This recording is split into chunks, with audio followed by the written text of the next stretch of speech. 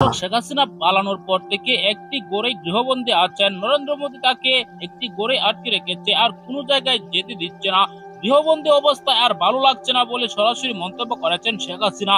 অন্য কোনো দেশেই তাকে নিতে চাচ্ছে না। এই ভিডিওতে আপনাদেরকে দেখাবো। অন্যদিকে হাসনাত আব্দুল্লাহ সরাসরি বিএনপি ও খালেদা জিয়াকে নিয়ে প্রশংসায় ভাসালেন। তার বক্তব্যটি আমরা শুনবো। খুবই গুরুত্বপূর্ণ ভিডিওটি না দেখলেন। এই ভিডিও সম্পর্কে অবশ্যই আপনার মূল্যবান মতামত কমেন্টে জানাবেন। দর্শক, আপনারা সকলে জানেন শেখ হাসিনা সরকার দেশ ত্যাগের পর ভারতে গৃহবন্দী আছেন। আমরা আগে অনেকবার জানতে পেরেছি। এখন কিন্তু বোঝা যাচ্ছে তিনি গৃহবন্দী আছেন, কেননা কোনোভাবে তাকে কোনো জায়গায় দেখা যায়নি। নরেন্দ্র মোদীর সাথে সাক্ষাতের কথা ছিল, কিন্তু সেটিও করতে পারেনি, কেননা তার সাথে কাউকেও সাক্ষাৎ করতে দেওয়া হয়নি।